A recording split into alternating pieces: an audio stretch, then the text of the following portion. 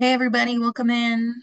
Just waiting for some more people to join and then we can get started. Feel free to enter your name and if you are comfortable, your pronouns and the organization for attendance purposes into the chat.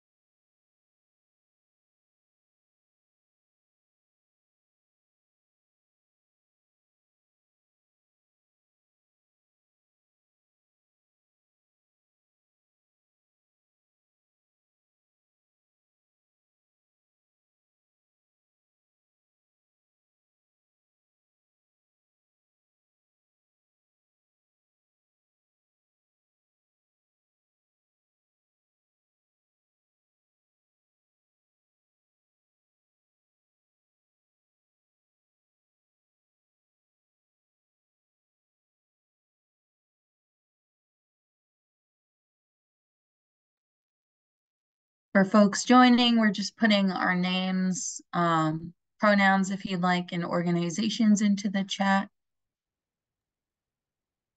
And we'll get started in a couple of minutes here.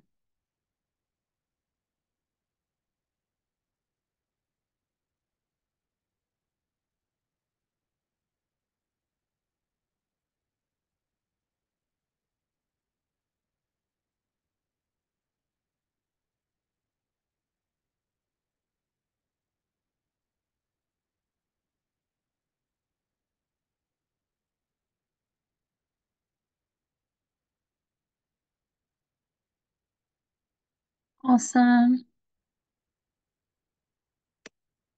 Sweet.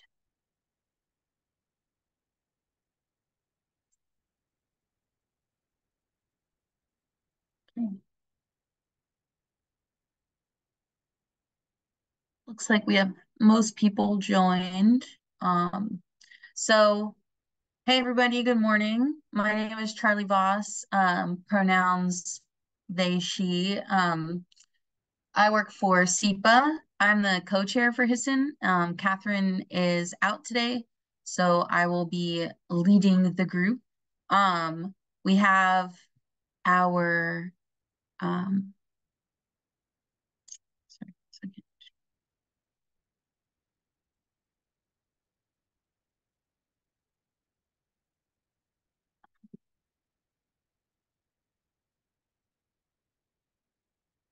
Vara, did you want to do the poll before the speakers go? No, I think we'll wait until the general business portion of the agenda. Oh, okay. Okay, sounds good. Makes sense. Okay. Okay, so the first speaker that we're going to have today is Wendy Polanco from Community Action with the Eviction Prevention Program. Wendy, are you here and ready? I am. I also have Stacy Johnson with me, which is our Awesome. housing navigator present at eviction court every Monday. Stacy, I don't see you. Do I see you? There you are. I'm here. Hi, good morning. Morning. Can I share my screen? Okay. Yes. Okay. Share.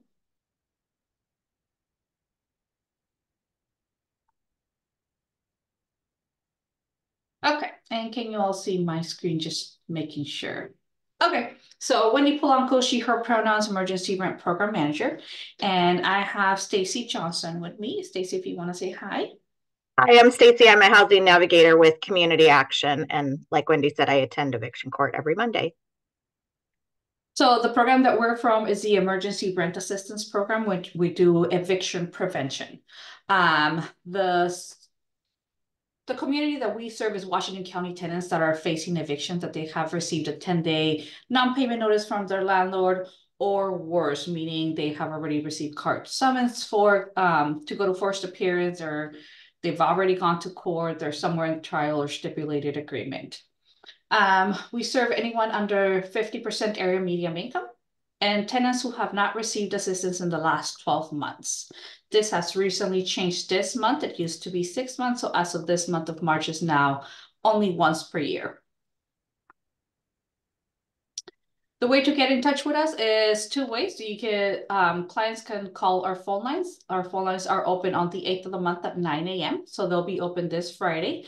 It is first come, first serve when it comes to the phone lines. Everywhere else is depending on high risk of eviction. We also have 2 court staff at first appearance every single Monday, picking up cases, anyone that is at first appearance for eviction for non-payment. And if they qualify for our programs, we take an application there. So this is just kind of a timeline that we kind of just, keep track of just to help our tenants. March 1st, rent's due. We all know that. By March 5th, landlords can assess late fees. If rent is still not paid on the 8th of the month, the tenant can be served with a termination notice. The ones that we particularly deal with either are 10-day non-payment notices or 30-day for cause non-payment notices. And then by the 19th of the month is the first day the landlord can file with the courts if the non-payment notice was not cured. And then the next month on the 4th is the first day the tenant could be scheduled for a first appearance court hearing. When those tenants go to court, if the tenant chooses to go to trial, those are typically scheduled 15 to 30 days out. However, because of the House Bill 2001, a lot of tenants are choosing to go to trial. And so the courts are pretty backed up. So right now we're seeing trials scheduled about 30 to anywhere between 30 and 90 days out. So the 19th would be the earliest day that the tenant could be scheduled for trial. Then if the tenant does not pay the amount in the termination notice before the trial date, the landlord can file a notice of restitution.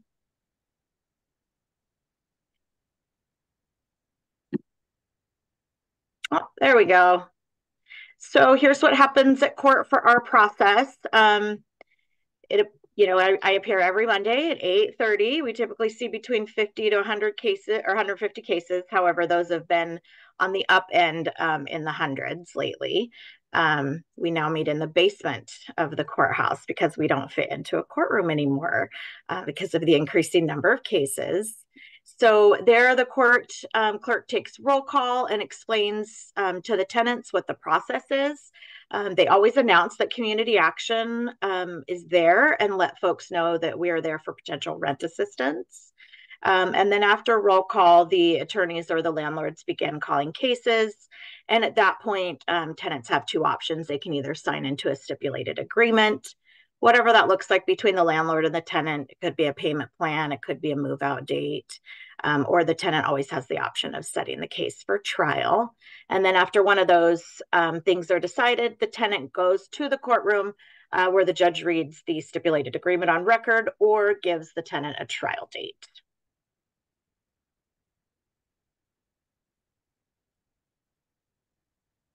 Sorry, there you go.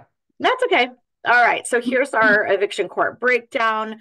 We keep track of tenants who don't appear or that cases are dismissed. And so this is a breakdown of the 6,756 evictions that have been filed.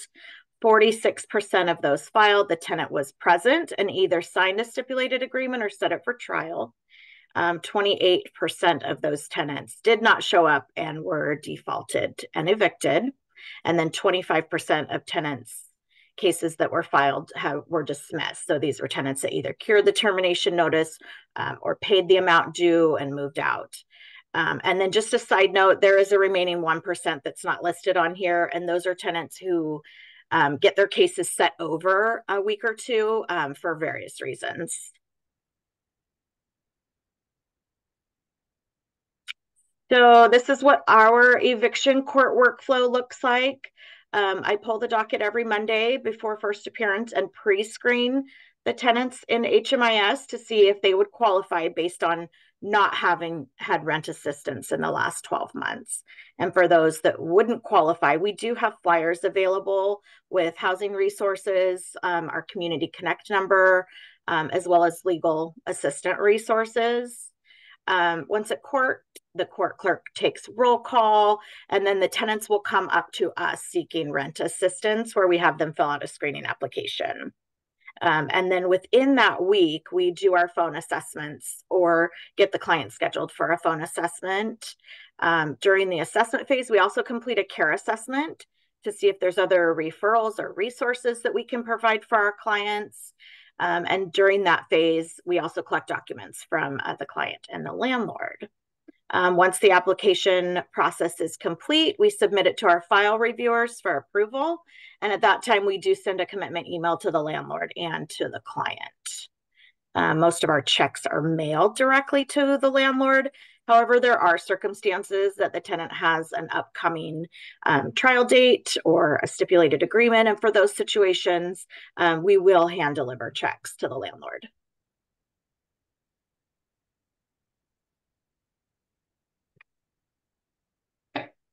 So this is kind of the history of how much funding Community Action has had for emergency rent, just to prevent the evictions. If you see back in the days, in 2018, 2019, our program year runs from the 1st of July till June 30th. So 2018, 2019, that's pre-COVID. Our yearly amount for rental assistance was $287,000. In those days, we were only paying the 1 month rent amount, no other fees, no utilities, nothing else, just the one rent amount for the landlords, and it was limited to 1 month. 2019, 2020, it changed a bit due to COVID. We did receive a little bit more funding. It was $423,000 or so. And then as you can see, from 2020 to the end of 2022 is when it was peak year, when we received a lot of the COVID funds that went out the door. So it did go up to 19 million, 25 million, and then 13 million. And then for this year so far, 23, 24, we did lose a lot of those COVID funds and a lot of protections went away. And at the moment, we're running around 8 million or so for funding.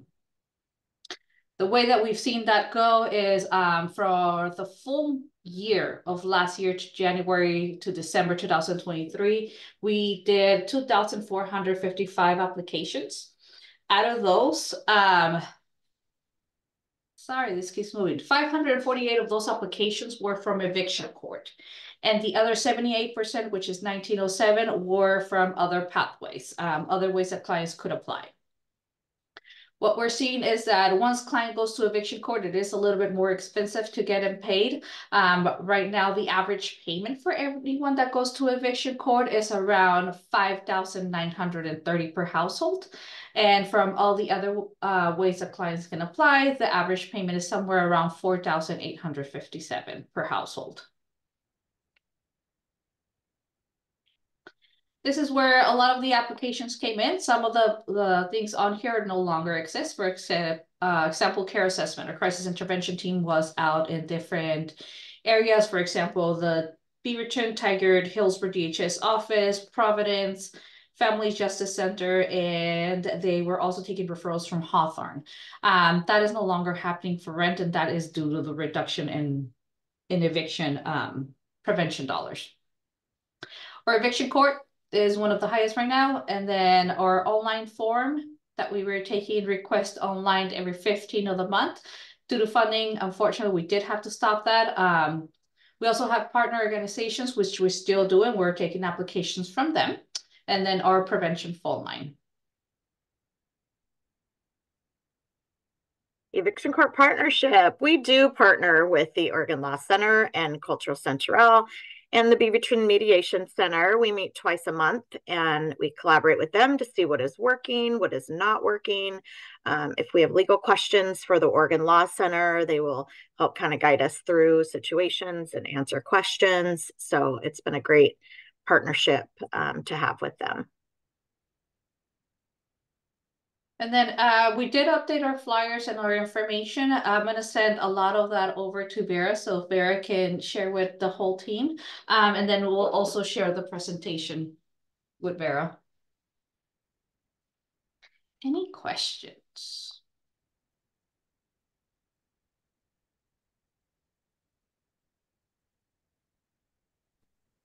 Good morning. I have a question. I'm sorry I can't find the raise hand button very quickly. Is it okay if I ask my question? Oh, yes. Yes, please.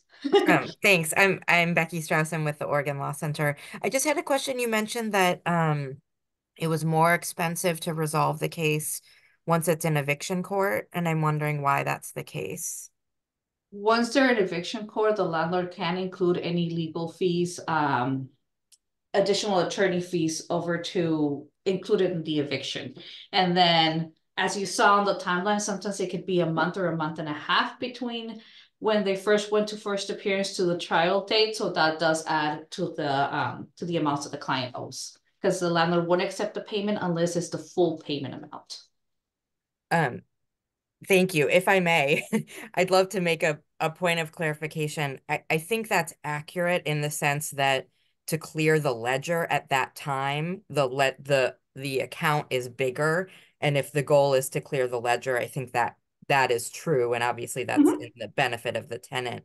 I Yes. just want to remind everyone that in order to get the case dismissed from eviction court, the payment only needs to be the amount on the initial 10-day notice, and landlords cannot say we will not accept payment unless it's the full ledger. So if that has been the practice of landlords in partnership with Community Action, I would love to talk to you about that. That is problematic. Recognizing, of course, that it's in the tenant's interest to clear the ledger, but it's not a requirement for the landlord to participate. Wendy, Mhm. I have a question. I have a family that received a letter to go to court the 18th, but she received rent assistance 6 months ago from Centro Cultural. Is this the same? So she's not eligible to apply again? So our criteria of the 12 months is only for emergency rent funding with Community Action. If they received assistance elsewhere, we don't count that. It's only if they received it with us. Okay, thank you. Mercy also has a question.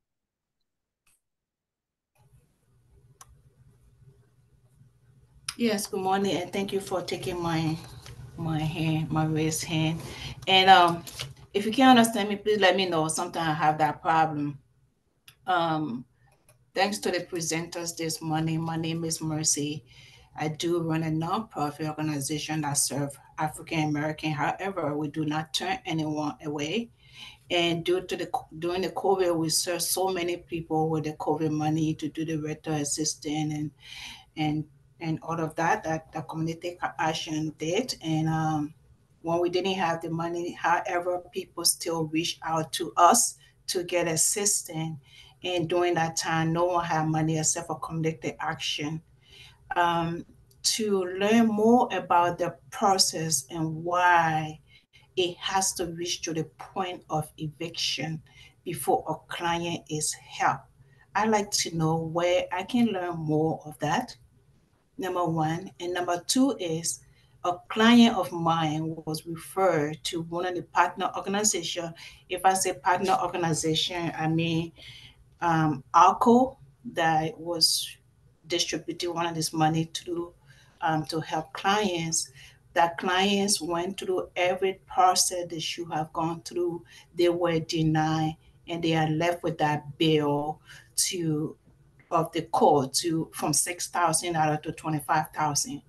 I tried to get involved to help, but community action told me the client was at other, they should take over, but this person is not like they can take over completely, and that person is really still blaming my organization for trying to refer them to someone that will put them in such bill. And I need to know how those things really happen. Why can a client who already is identified as qualified to be helped is left unhelped and left with a heavy bill. Okay. So I really like to know how all of these things work. Perhaps it is the policy of the people that gave you the money or the funding restricting you to help the person upfront until they go to court and do all of this. I don't understand how it works, and I would like to know how it works. I don't think that's a general answer that I can give you. I like to look a little bit into the household and see what happened before I can answer that. I did put my email here on the chat. Mercy, if you can email me and we can jump on a phone call or something and look at this specific situation. I will surely do. I'm copying your email now, and I remember doing this case. I already talked to you. I couldn't get anything good from you, but I hope this time we get something from you. Okay, thank you, Mercy. Just really quick, we have a few minutes, but there's a couple questions in the chat. One of the easiest ones probably would be, can you share the phone line number, please? And then Amber also asked, I noticed in the timeline, the day that a landlord can issue a notice is the same day that the phone line opens. If the landlord hasn't issued the notice by 9 a.m., but clients are expecting it due to non-payment, do you advise they call at 9 or wait until they officially have 10-day notice? Okay. So the emergency phone line is now on the link on here. Is also under the presentation. You'll have the phone number on here. And yes, we did hear a lot about the eviction notice not being available until the 8th, the 9th, or the 10th. For those reasons, we are going to be eventually changing the phone line to be on the 15th of the month. And if we miss anyone, just remember, if we miss anyone on the 8th or the 15th, we're also available at eviction court every Monday where we can pick up an application if the client is eligible. Okay, great. And then there was one more question. What if the person is admitted to a hospital and cannot appear in court? What should they do? I think there's instructions on the court documents, right, Stacy, where they can call and appear by phone or change the date, right, Stacy? This is Michelle. I answered that question on behalf of the court. Oh, got it. Yeah. As long as great. someone contacts the court, we will forward that information to the landlord agent or attorney in the basement. It's not a problem. Awesome. I just Great. want to add and then find this opportunity with the network to kind of like shine a line of, I'm the director of housing here at Community Action, and I oversees Wendy and the rent assistance program and the amazing work that we have done at the core for the last 4 or 5 years. People struggling with rent needing rent has not stopped. However, the funding has reduced, as you can see, immensely from 2020 to as of now. In this process, we have to change our criteria, not only have to change our criteria, reduce our staff to almost 20%, rifted 30 people from our department when we have the immense amount of money. And then we were not turning anyone away. We were actually paying ahead also, so giving a brief to people and families, not only with the whatever they were, the debt that they have. So funding is a lot of how we, it's the driver of our services, and the goals have not stopped. Every aid, we still receive hundreds of calls, and we are doing our best. And unfortunately, with even doing our best, unfortunately, there's going to be a huge amount of community members that are going to be on help out there or evicted. So the collaborative effort that we are trying to do with resources, providing the community with any other access, utility assistance, for example, or any other access that can reduce the burden of the rent, but we can support you with something else that can support, we're doing that as well at the moment of facing the eviction court. So always advocating for more funding, always trying to find other ways that we can be more accessible to people, collaborating with cultural specific organizations, doing our best to spread the money equally to all the access as well, with the reduced money that we have. So I understand the frustrations of the community, and I understand the frustration of the staff and the people calling and not being able to access our line because in seconds, fills are queue. So I'm thankful to all the network here too. And then, yeah, we will keep advocating for more and then trying our best.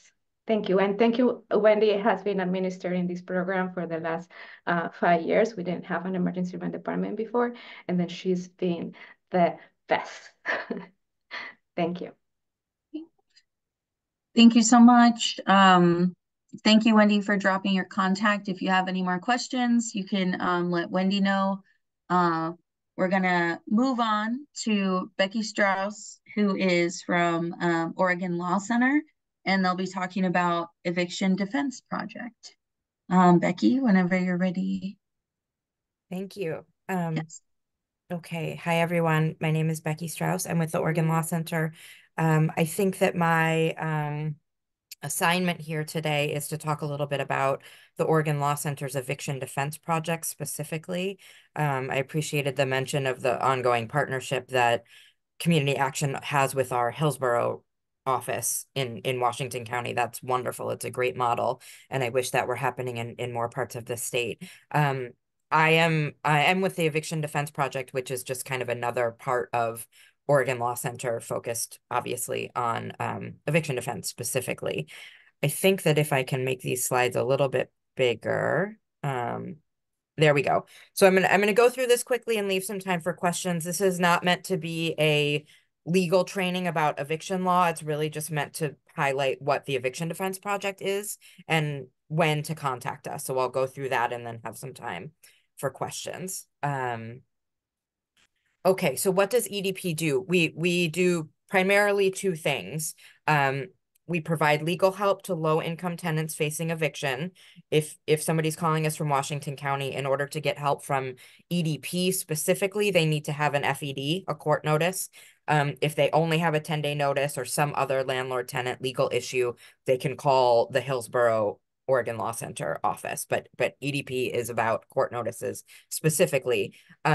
We are also the pass-through, the intake line for the state fund eviction prevention rapid response rent assistance dollars. So if somebody is not connecting with ORDAP funds through Community Action in Washington County, which we hope that they do, this is another resource for tenants who are seeking rent assistance at the eviction court stage, and we are the contact for that as well.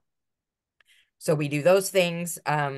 Since we started in 2021, we've served over 20,000 households statewide with legal information or referral or legal help or whatever. When we last ran the outcomes, we were looking at a positive result in almost all of our cases. It is always helpful to connect with us, whether you're getting a lawyer or not, we believe.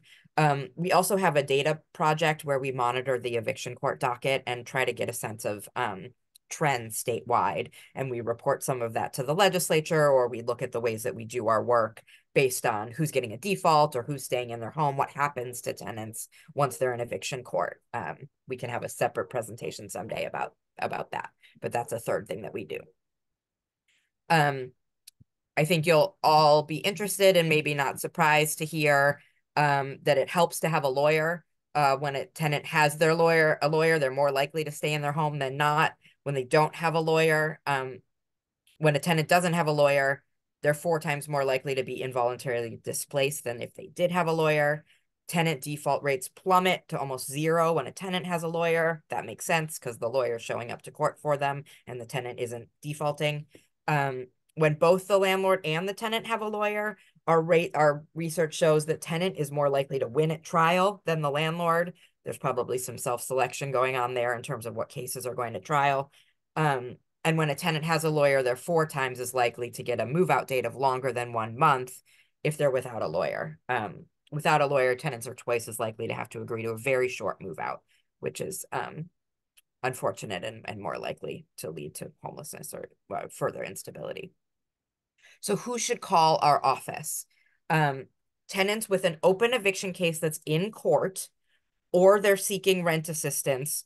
Well, both. So if a tenant has an eviction court case, they can call us if they are looking for rent assistance, if they are looking for legal help, or if they're looking for both. They can call our line. In Multnomah County, they can call us a little sooner in the process. There's some funding for help at the 10-day notice stage, but in Washington County, only at the FED stage. Immigration status doesn't affect eligibility for our legal services. Okay, so when will tenants know whether they can get rent assistance or a lawyer or both? Rent assistance referrals. Similarly, we are in a place of severe cuts. We are in a very different world than we were a couple years ago with a lot of pandemic era resources.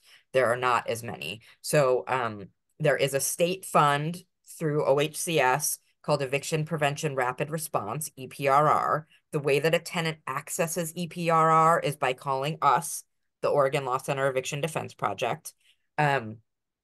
But what OHCS has made the decision to do is cap the amount of EPRR that is available each month, and we run out very quickly. Today is the 6th of March, and we're looking to we'll probably reach our cap for March today. So it's very limited. Tenants should call in the beginning of the month and try to get it. That's when we can offer a referral to Eviction Rapid Response. All we do is provide a referral. It's just kind of the place to open an application. Oregon Law Center is not making decisions about rent assistance amounts or accessing eligibility, etc. We're only the lawyers. We're just the pass through to the rent assistance help. But you have to call us to do it. A tenant might also get legal help. Similarly, we don't have enough lawyers and legal help available for every single tenant who's in eviction court. Quite frankly, most of the time they're in eviction court without a legal defense and they just need rent assistance. And those are not cases that Oregon Law Center is representing tenants for the purpose of trying to get rent assistance. So we will look at a tenant's case, screen whether they have a defense or some other thing that a lawyer could do for them. And if we have capacity, we will help them either with a brief advice phone call with the lawyer or full representation on their case, advocating with the landlord or going to court, etc. Anyone who calls us, we can provide legal information, self-help materials, referrals to private attorneys, if that makes sense, etc. So sometimes a tenant might get both. They might get an EPRR referral and a lawyer, and then they're probably getting the most out of Oregon Law Center. Sometimes they'll just get an EPRR referral. Sometimes they won't get anything. They'll get legal information and resource referrals. So how does someone reach EDP? This is the main intake line. You can also find it, if you don't want to scribble it down right now, you can find it on our website, Oregon Law Center /Eviction Defense Project. A tenant can also email us. That's a way to apply for services. Our current phone line hours at that phone number, 888-585-9638, our current intake hours are 9 a.m. through 1 p.m. Monday through Thursday. It's not a hotline, it's a message line. So the tenant will call, leave a message with their relevant information, and our team of amazing intake paralegals who do this work all day will get back to them, ideally within 1 or 2 days, but we may take a couple more days if their court date is like in 2 weeks. But we will get back to everyone in due course, assess their case, figure out if they need an EPRR referral, if that's available, if they need legal help, can they get legal help? They'll get an intake and a screening. So those are kind of the 3 ways to reach EDP. Becky, do you have time for a question? Yes, I am done. So I'm going to stop sharing my screen and then I'm happy to answer questions. Awesome. So Nadia has a question. Is income still a factor for eligibility, assistance, and legal representation? Income is a factor for legal help. if a tenant is getting an attorney, so for like an attorney advice call or any sort of legal help that Oregon Law Center is providing specifically, income is not currently a factor on EPRR. So we won't screen for income in order to send over an application to open an EPRR process.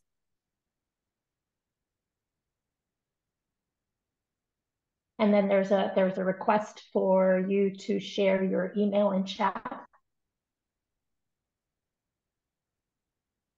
Sure. I would any of you are welcome to email me if this is if you're sharing resource information with tenants, please share the intake line. Do you take one-on-one meeting? Yes. I'm not sure Thinking, for what purpose. well, I'm following up a case here, and from my experience, it seems that certain people are just left in the crack forever. Because all the system you guys are talking about, with the case that I'm talking about, we went all over everybody. And everything that we keep seeing was a bounce back phone call. You make a call, you leave a message, nobody call you back. I really like to understand the system, how it works, whether it continue to work for a certain group of people and it continue not to work for a certain group of people. That's what I really need to understand. So I just don't want to send another email and don't get a response. I like to talk to someone because maybe that will help me to understand and maybe that will help to reduce my stress and frustration with the entire system. So that's why I'm saying, like, I might want to email you because I went through all the system that you are talking about pertaining to this one case that I'm talking about. Because if we are going to be out there to help patient clients, we must be able to help everybody. Absolutely, that's fair. I'd be happy to look into any specific situation or speak generally about our process. Thank you.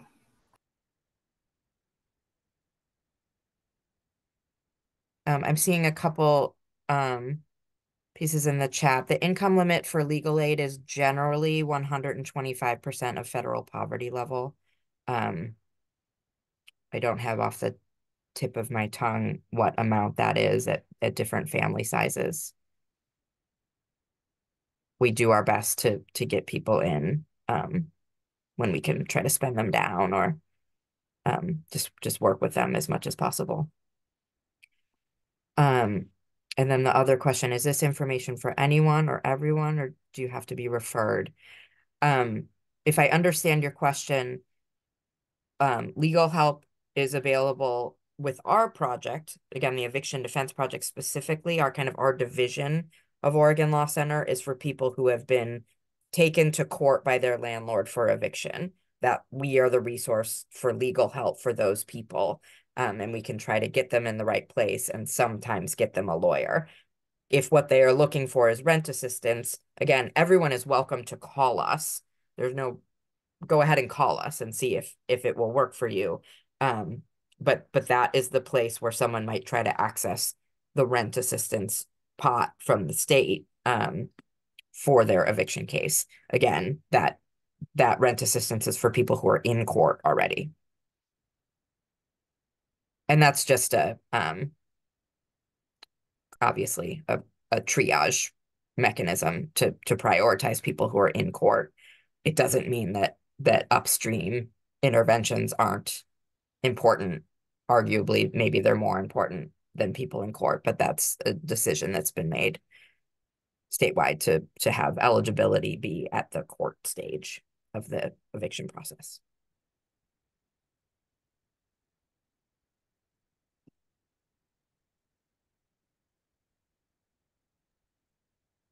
Any other questions for Becky before we move on?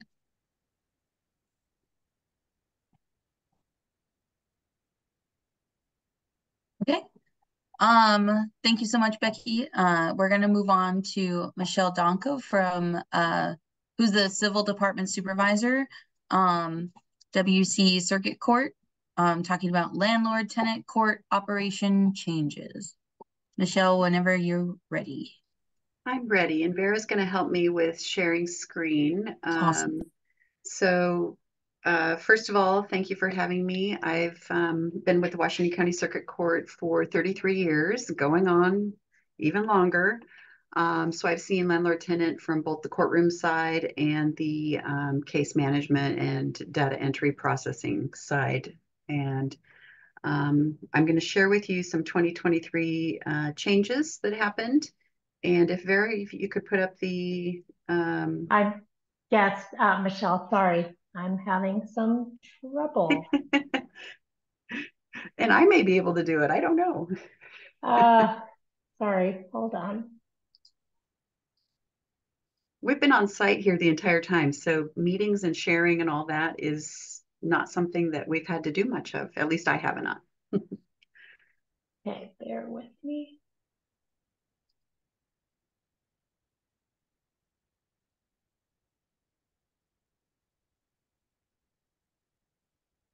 Can everybody see that? Yes, that's it. Thank you. Okay. So the 2023 total filings, 3,562. You can see the per month. We had House Bill 2001 signed into law on March 29th, and that made some significant changes. And if you can scroll up just a little bit, right? I'm not going to go into a lot of detail. Some on this chat are familiar with House Bill 2001. It changed and required a new notice for tenants that was a little more beefy in the rights and information available to them. It requires the court to dismiss a complaint for non-payment. If the landlord did not comply, it increased the pre-filing notice regarding non-payment of rent, and it also increased our docketing timeframes for non-payment of rent cases. I think Stacy touched on a little bit. The court is backlogged on setting trials. What we've seen as a trend lately is if rental assistance is in process, we go straight to setting a trial, and they're not what we would consider real trial dates because those cases are going to get dismissed when rental assistance comes in. So trial times are being taken, which pushes out our docket. We have limited resources. We do Friday mornings. We have 13 slots for trials with our pro tem judges, and they just get pushed out. And we are at about 60, sometimes a little higher than that for our trial dates. It also added some mandatory findings of fact for the court to grant a default judgment against a tenant. The landlord now must affirmatively state that they know that the tenant remains in possession of the property before they can get a default judgment. And they can either give testimony about that or a declaration or affidavit to that fact. So that's the beginning of House Bill 2001 back in April, and you'll see a huge dip in the filings. And that's why, because all of a sudden everyone had to change gears. We have new notices that had to go out, new documents. And so we had a huge dip in filings in April of 2023. Then the court put into effect a new stipulated agreement and order process June 1st. Cases are not dismissed when there's a stipulated agreement and order. That was a huge change for our court. We keep them open, and then the court will dismiss the cases at 12 months after entry of that agreement, unless the tenant or landlord comes forward and indicates compliance with the agreement ahead of time. We've actually seen, or there's not a non-compliance filed on that agreement. And we have seen quite a few dismissals come in with compliance with agreements, and they're come in earlier than the 12 months.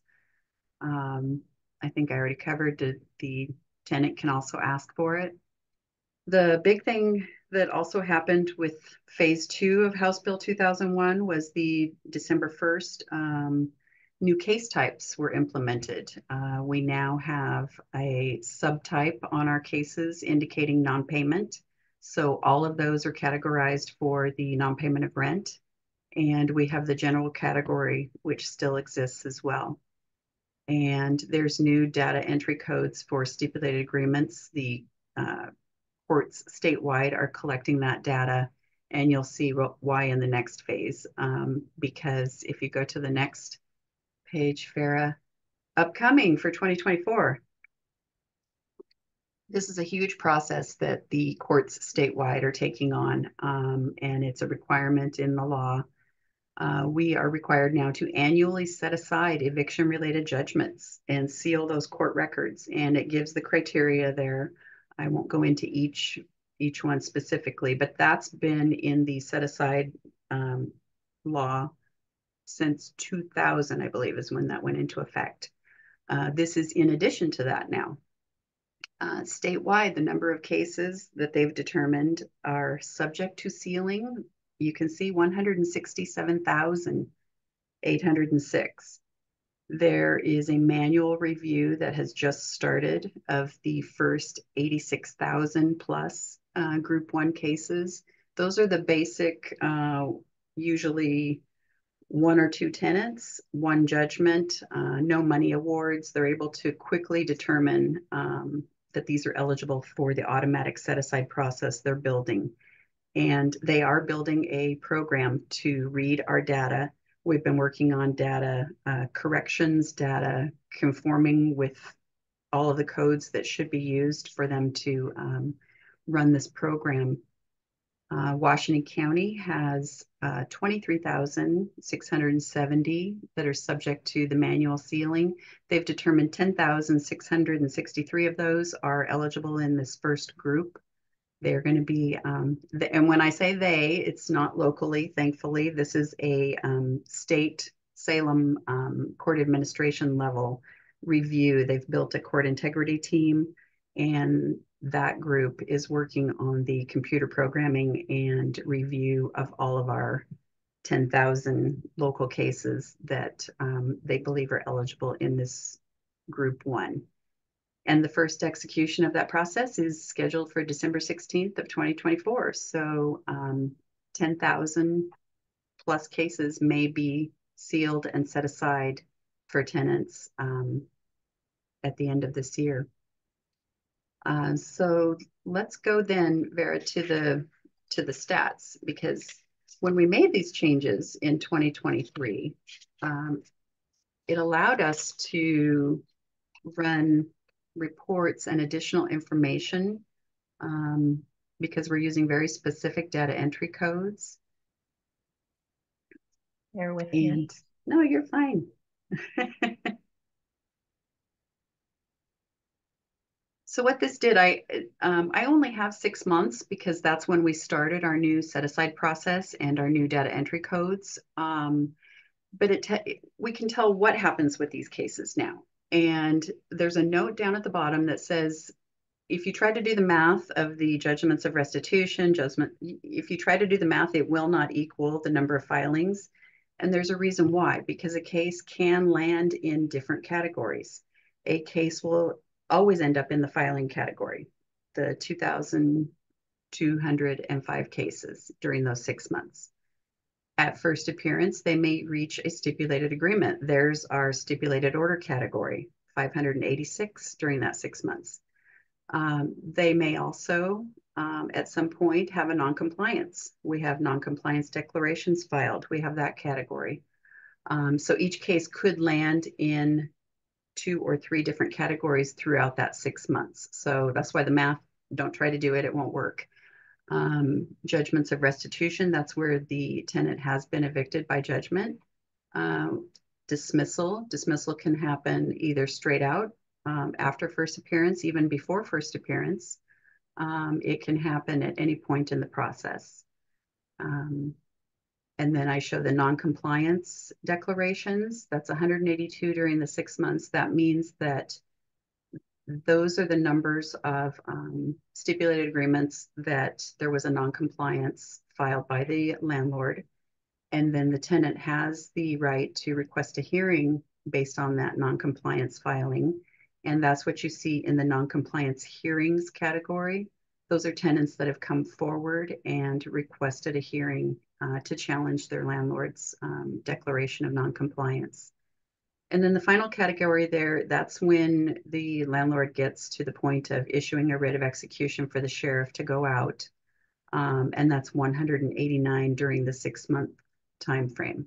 So I felt it was, we couldn't provide this data before. So I really appreciate that we've made these changes and we can capture this data. And going forward, we also have some House Bill 2001 mediation codes that were implemented, but we haven't been in that process long enough. That started December 1st to gather data, but we will be able to show how many of these cases participated in mediation and either resolved or did not, based on the codes we're using. So Becky, I see a question. Thanks. Just a quick question. Is Sure. Washington County the only county that changed to these new codes, or was this a statewide change so every county would have this new This data? is statewide. We've had statewide trainings, and yes, this is a statewide push.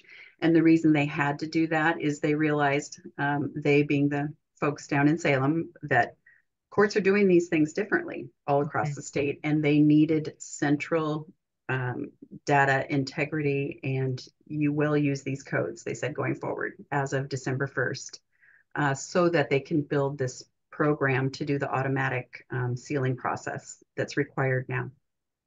Thank you. And second follow-up Mhm. question. Yeah. I know that for a while in practice, super helpfully, Washington County has been labeling in the docket the type of Right. eviction. Is Mhm. that something that's like captured in the data that can be pulled in reports, or is it more just like a labeling on the calendar? Now, with the change that went into effect December 1st, we no longer comment in the complaint. That's where we had it, because non-payment is a subtype now, and we can run reports and show how many cases have that subtype of non-payment. So in theory, and then assuming statewide this is happening, we could break out non-payment versus everything else. Absolutely. Yeah. Mm-hmm. Mm-hmm. Thanks. Yeah. And I think, Vera, unless someone else has a question about this chart, I think I'm finished with the chart.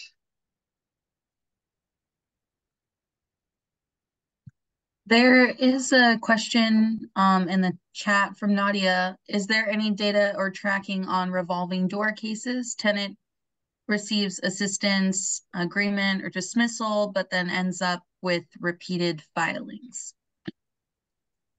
The court does not do any tracking of that kind of data. I mean, we recognize names that have evictions have been filed against a certain name if it's a recognizable one.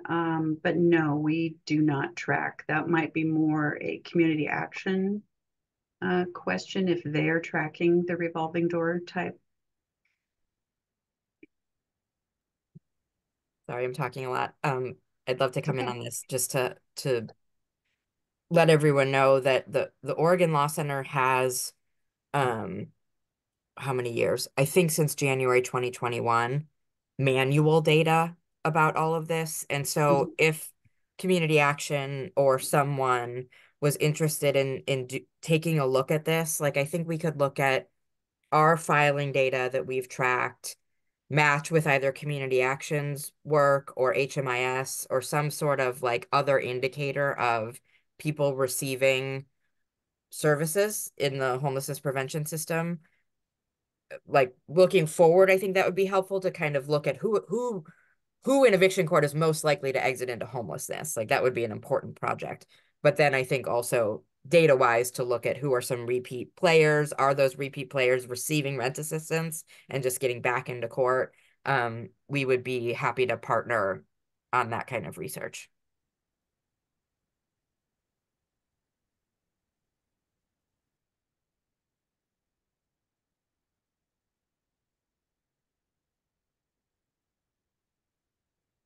Any other Any questions other? I can, Yeah. sorry, any No, other no. questions I can answer on behalf of the court?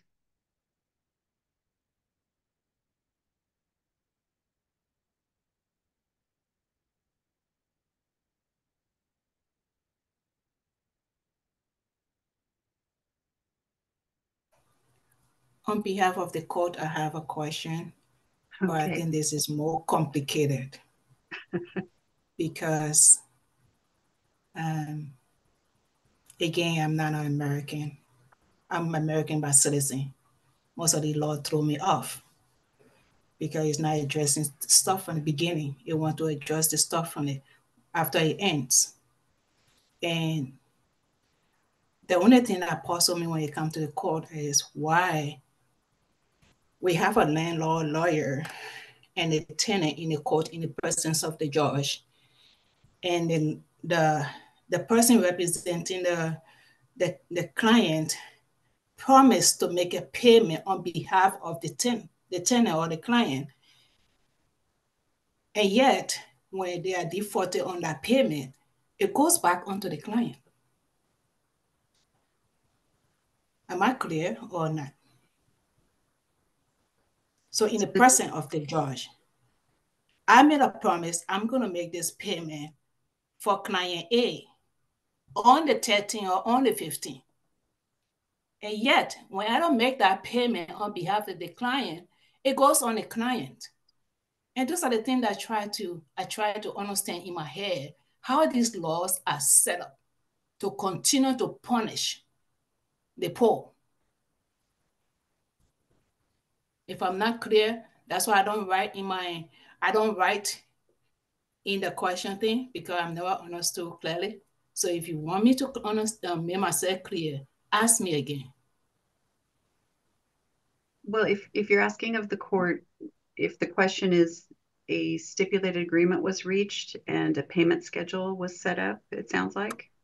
Right. But I'm not, I guess I don't know the payment on behalf of part. The tenant makes the agreement, and I don't know where that money is coming from, and the court wouldn't get involved in that. So I guess I'm not understanding what the question is. Let me try to make myself understandable. So you and I go to court. I am the tenant that is behind on my rent, and the landlord take me to court. And you are representing me and say, oh, we as an organization are going to make the payment for this client who is Mercy. By the 15th of this month, we're going to make the payment. You make the promise to the court that your organization is going to make that payment. And the 15th comes and your organization does not make that payment. And yet I get punished and left with all the bills. But the court is not coming after you, but you made an agreement to the court that you're going to make the payment on my behalf. I'm this person who is handicapped, having all these mental health issues, don't understand what it means to pay my rent on time. I don't understand why the court does not hold you responsible for making that promise in their presence and failing to abide by that promise. And yet they come after me.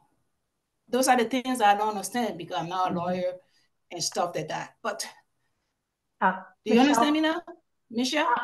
Mercy, can I interject here? We're kind of in a time constraint with this meeting. We have a lot more that we need to get through. I would really like to connect with you directly and see if we can help answer some of the questions that you have. But that's a good question. Yeah, no, I understand. Clear, yeah, I understand. Yeah, we are no, talking something we can't complete it because of time limit. We have to go and leave it in hanging. That's the point. Mercy, so we let's have go a ahead. lot we need to get through, and I will reach out to you and hopefully help answer the questions that you might have. I apologize.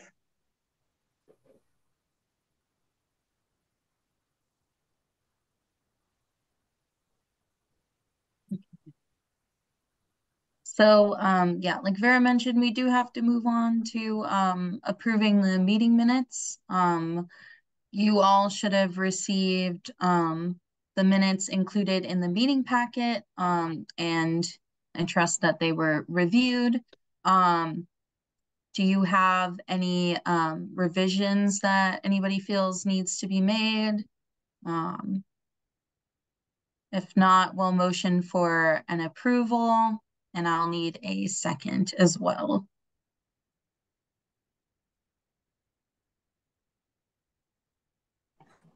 I'll motion to approve. This is Lauren. Great, thank you, Lauren. I'll second. Amber. Great. Thank you, Amber.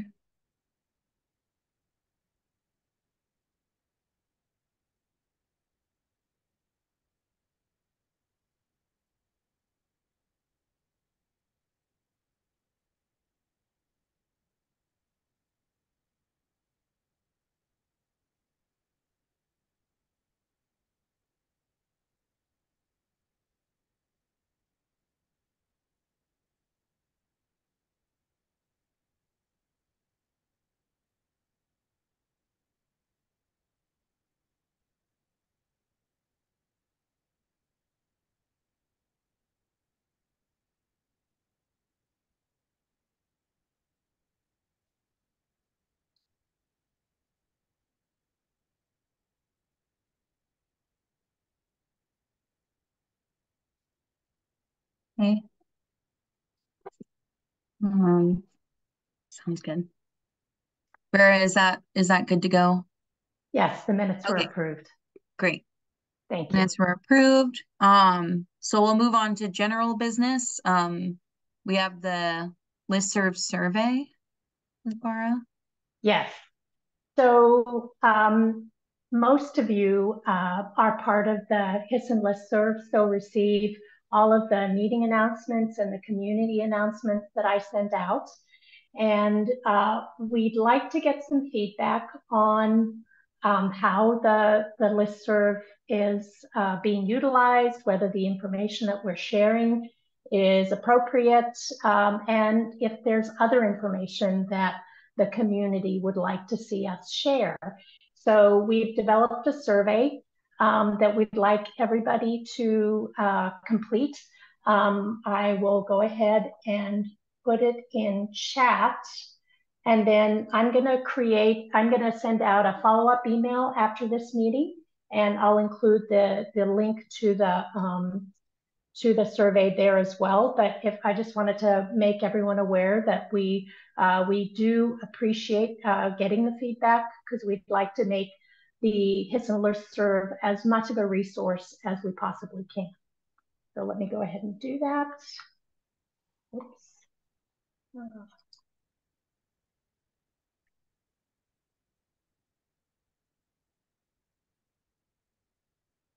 So while I'm doing putting the link in chat, Charlie, we can go on to the next presenter. Okay. So next item, the 2025 to 2029 consolidated planning effort. Shannon Wilson is gonna kick that off for us from the Office of Community Development. Shannon, whenever you're ready. Great. Yes. Good morning, everyone. And thanks for having me. As Charlie said, my name is Shannon Wilson, and I'm the program manager for the county's Office of Community Development. I'm going to go ahead and share my screen with my presentation.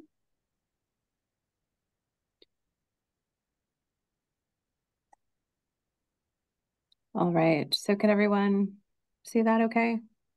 Yes. Okay, great. Yeah,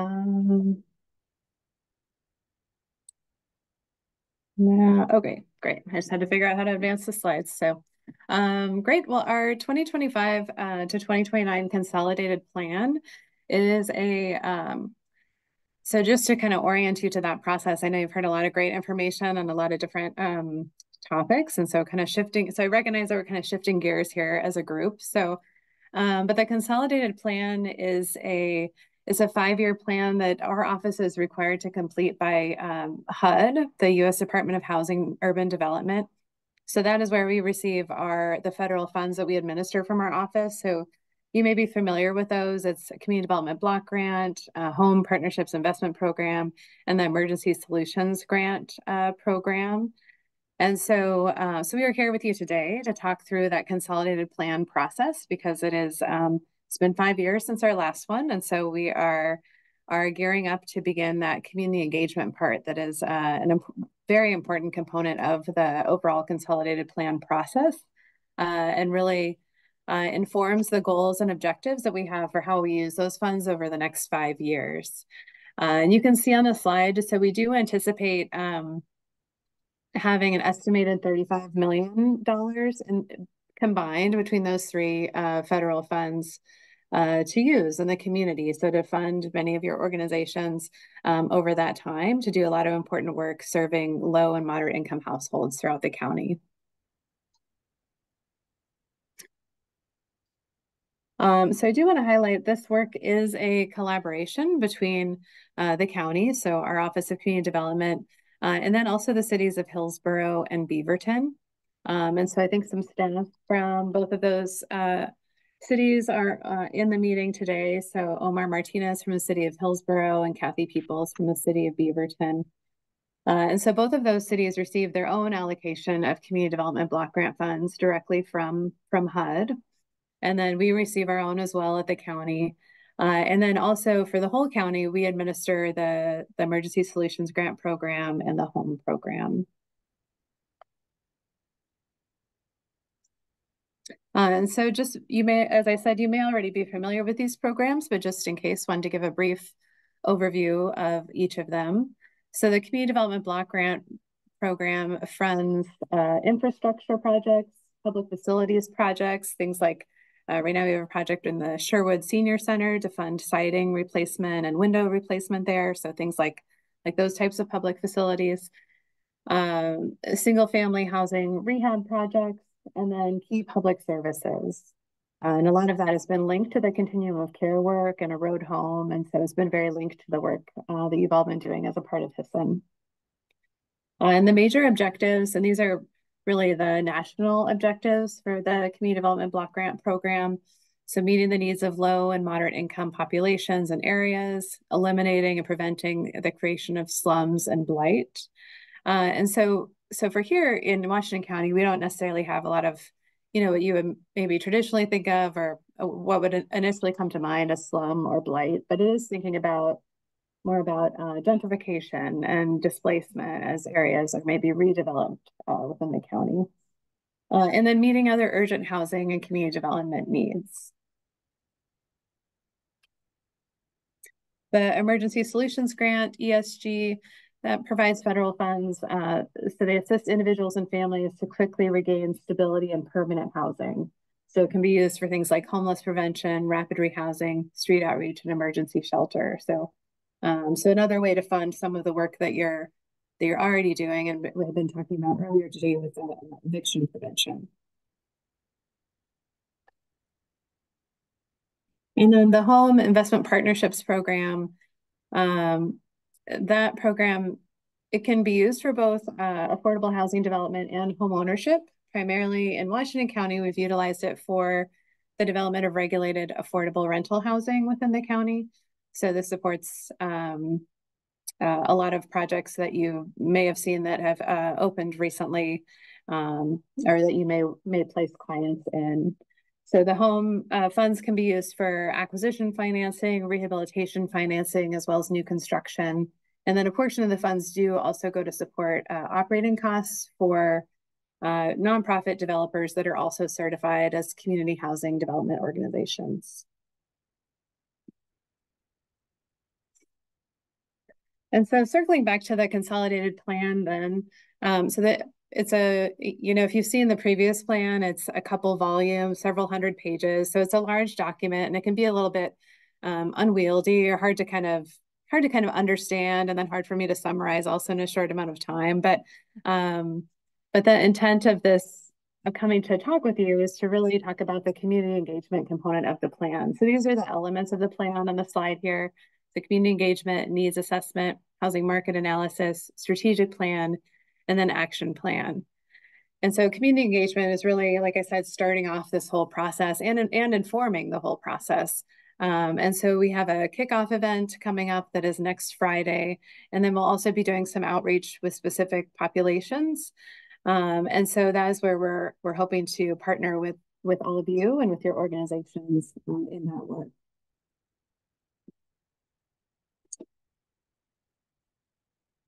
So in terms of the timeline, like I said, there is a community kickoff event next Friday, next Friday on March 15th. And so hopefully you've already received at least a couple emails about that, or maybe planning to attend if you're able to, but it's in Hillsborough, an in-person event. So we'll have some different speakers talking about the providing some context around the economy in Washington County and current local funds and federal funds available to support these different programs and projects within the county. And then we'll also have some work groups to then get input and feedback on current community needs and really what's changed over the last 5 years. It seems like a lot of things have changed, and so, but we're eager to hear directly from providers and partners working directly with community members. After our kickoff, we'll move into consultation with applicable groups. So HUD kind of has this list of different types of groups that we should connect with in this process. An important part of that is community members in addition to providers. And from there, we use all of that data. We work with a consultant to help us do that analysis and really package it all together into draft objectives and goals. So those objectives and goals direct us to then how we will implement and how we will award those different funding streams over the next 5 years. So how we will focus community development block grant funding or home or ESG funding. So we'll have a draft of those goals and objectives in August. Then we'll come back out to the community for feedback, for consultation on those specific objectives and goals. Then we'll have a draft finalized of the full consolidated plan later near the end of the year, and then go back out for consultation and feedback on the full plan. And then in January, we'll kick off our kind of formal public notice process with HUD. That's part of the federal requirements for the plan. So we'll have some public hearings, and then it will go to our policy advisory board, which oversees our work. That includes an elected official from each of the jurisdictions in the county.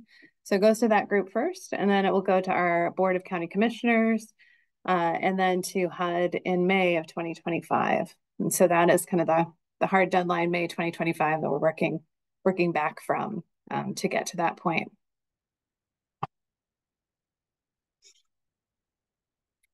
So in terms of next steps that we wanted to share with all of you and hopefully partner with all of you on, so that I've said a few times now, the Con-Plan kickoff event coming up. And then we also have a couple of surveys. So hopefully you're not inundated with surveys with the HSSN listserv survey as well. So I'm sure Vara want me to say that you should prioritize that one first, the HSSN listserv survey, but then also please consider our provider survey, which will be coming out shortly. And then we also ask you to help promote our community survey. So the provider survey is really intended for all of you as service providers. So if you could complete that directly. And our intent with that survey is to really get feedback on kind of the process or more of the mechanics of how we award the funds. And there is a lot of flexibility federally. I mean, there are, of course, a lot of regulations, but we do have some room to think about how we have been administering the funds within the county and how that might be more effective or something, identify changes that need to occur based on, things that are different from 5 years ago. So we're really interested in that feedback, both on community need and on process improvements as well. And the community survey, it actually went live this morning. So that is a survey that's intended for, as the name states, members of the community.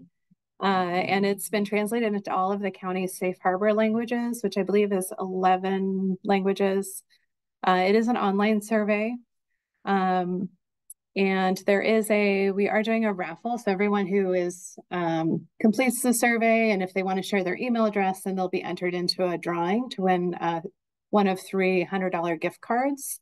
So there is that incentive as well. But so we would ask you that if you could share that out with your networks or with your client groups, or just any way you have to reach community members, that would really help inform us and inform this process with the Con-Plan. I do want to highlight a couple other, I mentioned staff from Beaverton and Hillsborough that are in the meeting. I also want to highlight our other staff from our office who are in the meeting. So So Eva Polly is a housing and community development specialist, and she just started with us in November, but has been doing a lot of this work specific to the consolidated plan and has really learned a lot about these federal regulations and how to do the plan and how to do surveys. And so she's the one who's gotten the surveys up and running and done a lot of work to plan the kickoff event as well. So if you have specific questions about the survey or follow up around that, feel free to reach out to her. Also, Lauren Kalo is in the meeting, another housing and community development specialist working a lot on CDBG and ESG. And then Calvin Valdivinos as well is in the meeting. And so he's been doing a lot of work with home art funding, which is some COVID related home funds. So I just wanted to mention them as part of our team. So with that, that's the end of my presentation. I did just want to give Eva a chance if there's anything that I missed or any details about the survey that she'd like to share, and then any questions from the group, and just thank you for your time.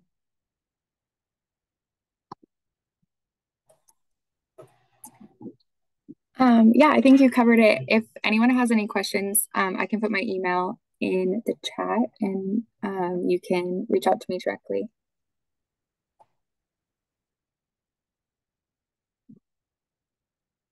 And Vara, can we send out the link to this to both the surveys? So we have the community survey ready now, but then can we send that to you and you can circulate that with the HSSN listserv?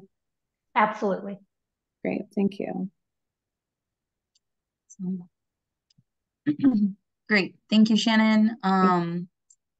We're gonna go on to Jesse and Michael for Access Center RFP and Metro RFQ whenever y'all are ready. Hello, everyone. Can you guys hear me okay? Mm-hmm. All right, I'm just going to go ahead and put a link in the chat. My name is Mike McLeod. I am a strategic project specialist in the Homeless Services Division at Washington County. And I'm just going to take a couple minutes to talk about our Access Center Notice of Funding opportunity that just released in mid-February.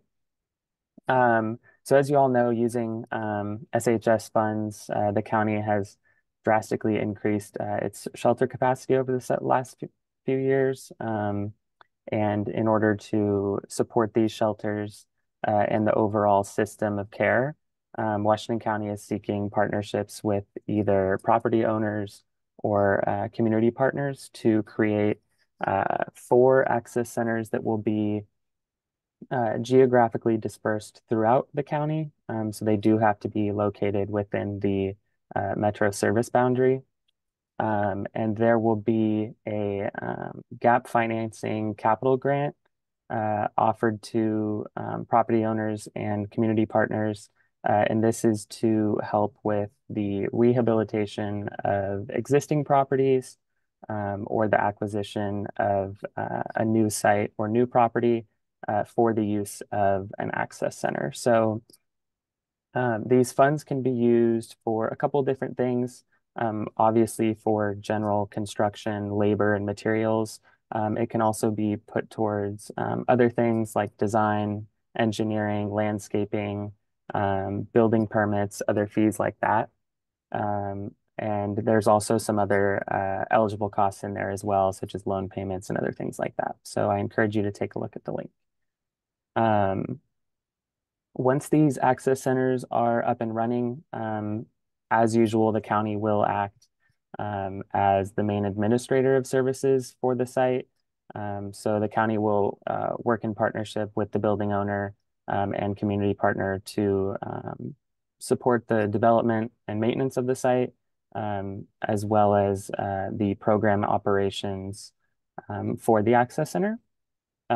So that means that the county will be providing operations dollars once the access center is open, just to help with those day-to-day operations. So that is just about it. I did want to mention that the application does close on midday on March 18th. So we're a little less than 2 weeks from that deadline, but we're really excited to get this funding opportunity out there, get these access centers up and running, and help contribute to our homeless system here in Washington County. So please feel free to ask any questions you may have. We also have a Q&A on the portal in that link I sent, but feel free to share with any other partners or people you think might be interested in this opportunity. So thank you.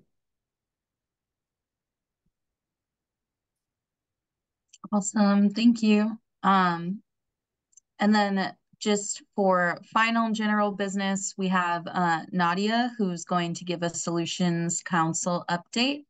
Nadia, whenever you're ready. Sorry, can I jump in really quick and do the Metro yeah. RFPQ? Oh yeah, Thanks. sorry. Oh my That's gosh. okay. I My know bad. RFPs, NOFOs, it's all too many weird procurement acronyms. It's okay. I'm Jessie Adams. I am the Strategic Projects Supervisor on the Homeless Services team at Washington County. And I'm here to talk really quickly to you all about a new RFQU, which is the same thing as an RFPQ, but Metro's attorneys wanted to call it something different. So an RFQU that Metro is launching, or has launched, sorry. It opened last week. It is going to be open until Thursday, April 18th. And it is very similar to the RFPQ process that we ran through the Tri-County for service providers. The difference here with this RFQ is that it is for training and technical assistance and capacity building support. So basically, Metro is running this for Multnomah, Clackamas, and Washington counties to expand the list of consultants that we use for things. We need additional capacity for human resources, IT, data management, organization, DEI work, communications, all of that stuff when we just need a little bit of extra capacity to support that work. This is the list that we are allowed to pull from. So if that's something, a list that you or your organization is interested in being on, I am going to drop the link into the chat, and please feel free to go check out the RFQU. And then it also has the links at this link for the pre-proposal conferences. One of them is tomorrow, I believe, at 11, and then there's another one on the 13th. So you can come and ask all of your questions. And I would encourage you to attend those if you're interested in learning more about it, because Metro will be able to answer questions about their process a lot better than I will. But that's all I have. I'll drop the link. Thanks so much.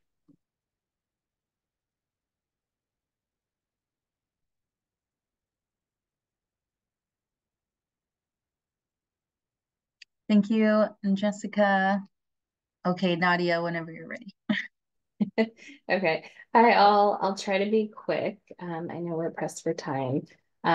So we launched the Homeless Solutions Advisory Council in just recently. And then we are launching the performance evaluation subcommittee that's related to that in just like a week or so. And then we will be launching a lived experience subcommittee. So just to give, there are some members of the Solutions Council here. There may be others who are familiar with the work, but I'll give like a brief explanation. So the Homeless Solutions Advisory Council is what currently fulfills the role and replaces what was the former Continuum of Care and the Homeless Plan Advisory Committee for Washington County. The page is this one right here, where you can find more up-to-date information. We're updating it continuously. And the performance evaluation subcommittee will be reviewing like all of the annual system performance reports and making recommendations for overall system improvements to be applied for like funding decisions. The lived experience advisory committee is meant to be comprised of people who have experienced homelessness in our community and are able to and are interested in providing feedback to the county for programming purposes. So we are better at providing services that are helpful to people in these situations. And so that will impact our strategic and annual work plans. If there is anyone who would like to recommend someone or would like more information about these subcommittees, we are recruiting. So I'll put my email here and you can just email me.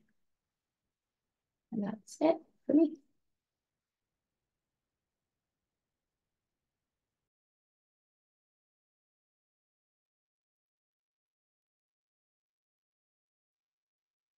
Nadia, when is the next meeting? Which meeting? The Solutions Council meeting? Yeah. Yeah, so that should be the third Thursday of every month. From what did we do? I think it was like 1 to 2. So the next one will be on the 21st from 2 to 3 p.m. Sorry. Okay, thanks. Because I really want to be on that. Yeah, and so the information for that is also updated on the site that I just sent. So we keep that updated regularly, and we'll post like recordings of the minutes should be there, the agenda and things like that. Thank you. Great. Awesome. And then Vara's just gonna close us out with some announcements. Thank you, Charlie.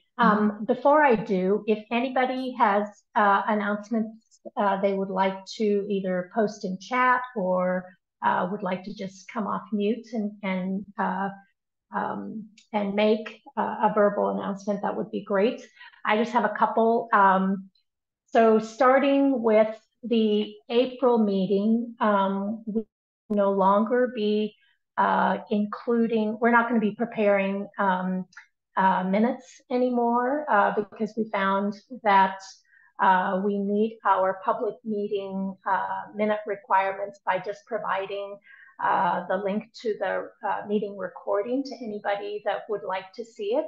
So we're not going to be drafting minutes, and those will not be included as part of the meeting packet going forward. So all I'll be sending out, starting with the April meeting, is just the meeting agenda.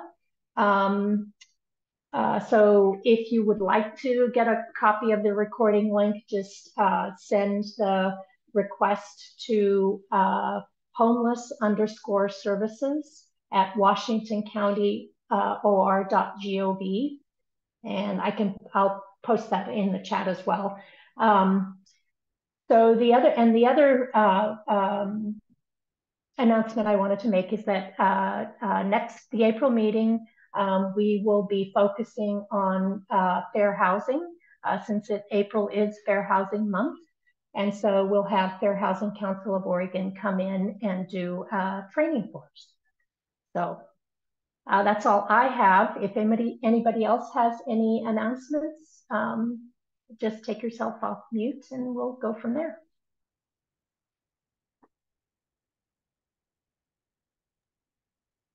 There's a question. So the recording link won't be added to agenda like the minutes used to be? No, I will be, so anybody that's interested in getting a copy of the recording or getting the recording link, just send me the request at homelessservices@washingtoncounty.or.gov.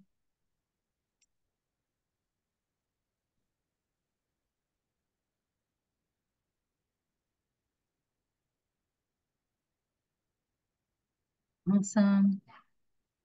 Any other last minute announcements?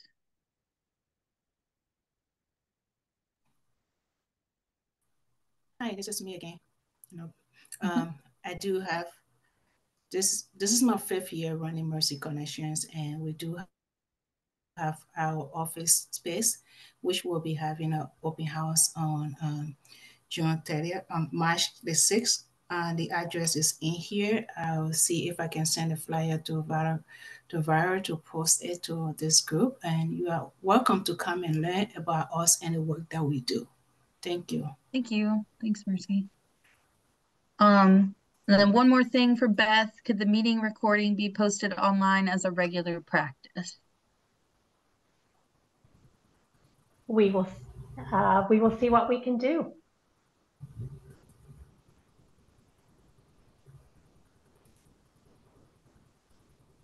Awesome. Well, we are at time, so we'll go ahead and adjourn the meeting. Thank you so much for your time and all of your wisdom and awesome questions. Yeah, and we will see you all next time. Thanks, guys. Thank you all. Have a good day. Thank you, Charlie. this was a good meeting. Thanks. Good, I'm glad.